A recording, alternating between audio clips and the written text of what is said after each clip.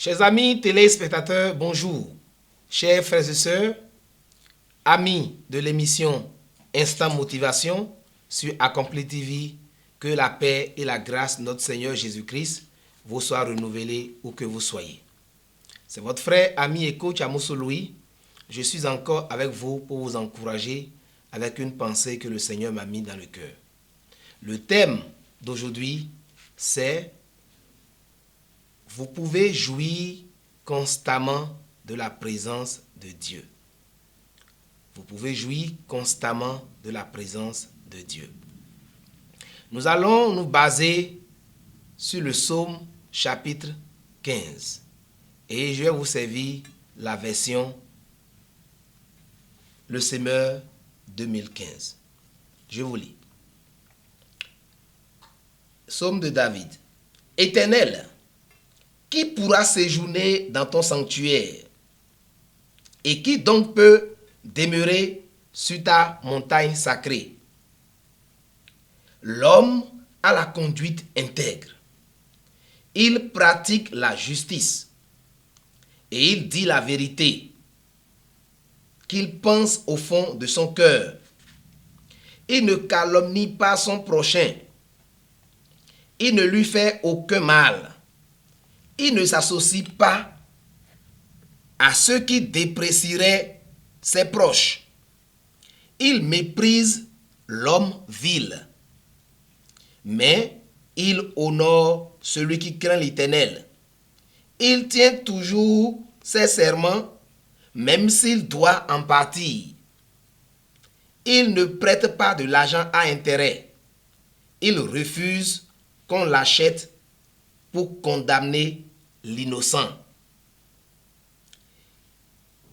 Qui se conduit de la sorte, rien ne pourra l'ébranler. Bien-aimés frères et sœurs, à travers ce message, je voudrais encourager quelqu'un à savoir qu'il peut jouir constamment de la présence de Dieu. L'une des choses qui manque aux humains et en particulier aux chrétiens, c'est la constance dans la présence de Dieu. Il est vrai que vous avez donné votre vie à Jésus. Si un jour vous l'avez confessé, si vous êtes repenti de votre péché et vous l'avez invité à venir dans votre vie, le Christ vous régénère, il fait de vous une nouvelle créature et son esprit habite en vous. Mais il y a une différence entre sa présence en vous dans votre esprit et sa présence manifeste à votre côté dans les détails de votre vie. Si cette différence n'existait pas, nous n'allions pas constater des chrétiens qui croupissent encore sous le joug de la pauvreté, de la maladie, du péché. Les chrétiens dont la vie vraiment ne reflète pas la gloire du Dieu qu'ils professent. Les chrétiens qui sont constamment dans la dépression, le découragement, l'échec dans l'entreprise, l'échec de la famille, etc., etc. Dieu, à travers sa parole, nous donne des conseils. Et ces conseils, quand nous les appliquons, alors cela nous garantit sa présence à notre côté. Parce que c'est un Dieu d'ordre. Il ne reste pas n'importe où. Il ne travaille pas avec n'importe qui. Il reste là où son nom est honoré. Et il demeure avec ceux qui glorifient son nom dans les détails de leur vie.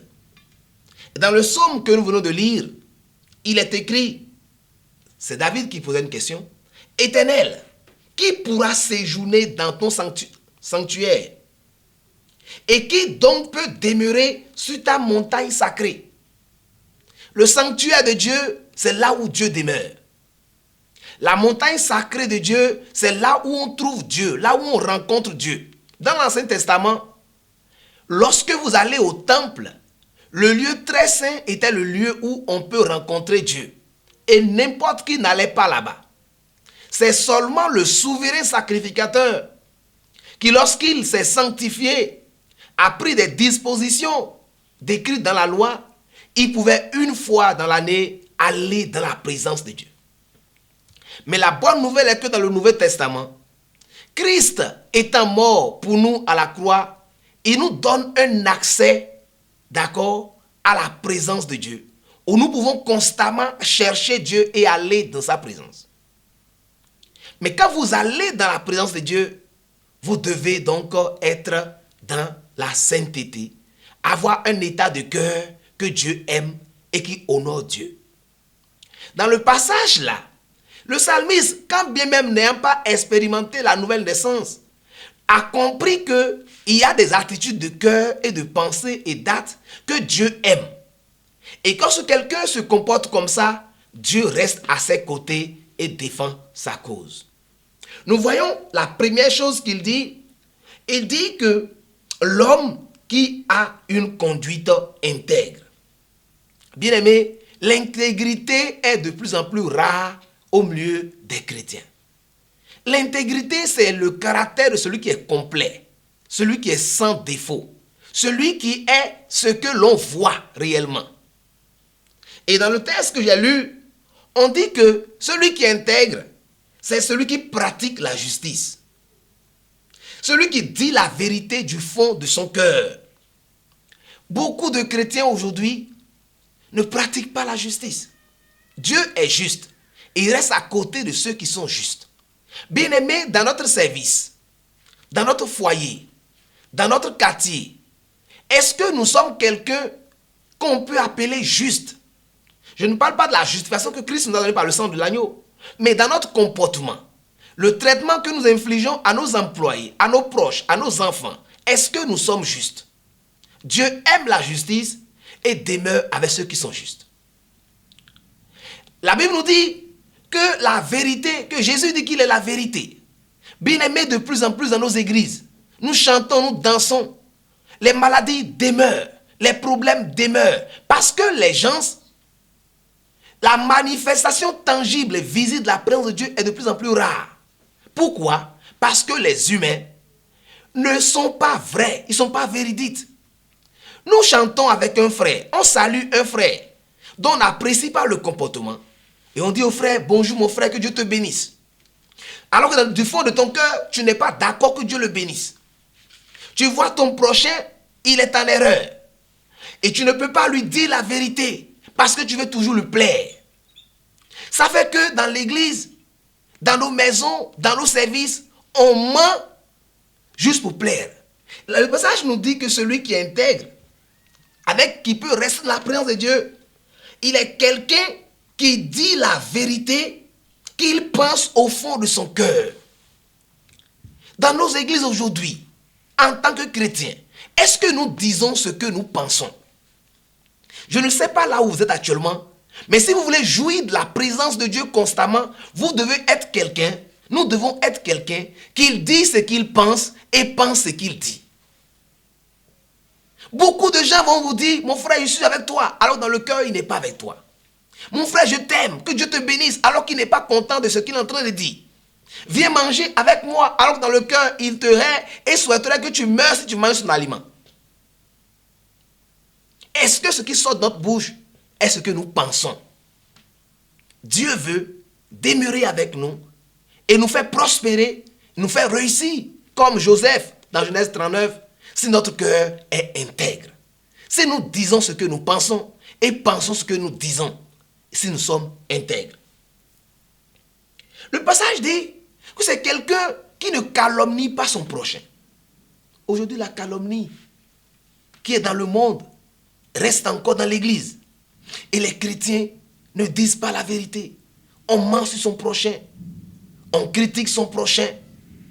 La calomnie, quand vous êtes votre langue qui adore Dieu, c'est à mentir, c'est à dire du mal de votre prochain, Dieu n'agréera pas votre présence et vous ne pourrez pas être béni par sa présence. On dit que c'est quelqu'un, même si il devrait en partie, il tient ses promesses. Dieu aime ceux qui tiennent leurs promesses. Qu'en est-il de vous et de moi? Quand nous faisons une promesse à Dieu, quand nous faisons une promesse à notre femme, à un ami, à une autorité, est-ce que nous la tenons? Parfois, juste parce que notre intérêt est en cause, on refuse de tenir notre promesse. Dieu aime ceux qui tiennent leurs promesses. Dieu respecte et demeure avec ceux qui arrivent à respecter leur engagement, quoi que cela leur coûte. Et le dernier point, c'est que on ne s'associe jamais pour faire du mal à quelqu'un, à l'innocent. Dire que l'innocent a tort alors qu'on sait qu'il a raison. Bien-aimés, si vous êtes chrétien et vous voulez jouir constamment de la présence de Dieu, vous avez besoin d'être quelqu'un d'intègre. Quelqu'un qui respecte ses promesses, quelqu'un qui aime son prochain et qui est juste dans tout ce qu'il fait et qui cherche la justice. Si vous le faites, étant né de nouveau, le Seigneur demeurera avec vous comme il est demeuré avec Joseph et tout ce que vous ferez prospérera pour la gloire de son nom. Vous avez été bénis. Abonnez-vous à notre chaîne, partagez et que Dieu vous bénisse. Shalom.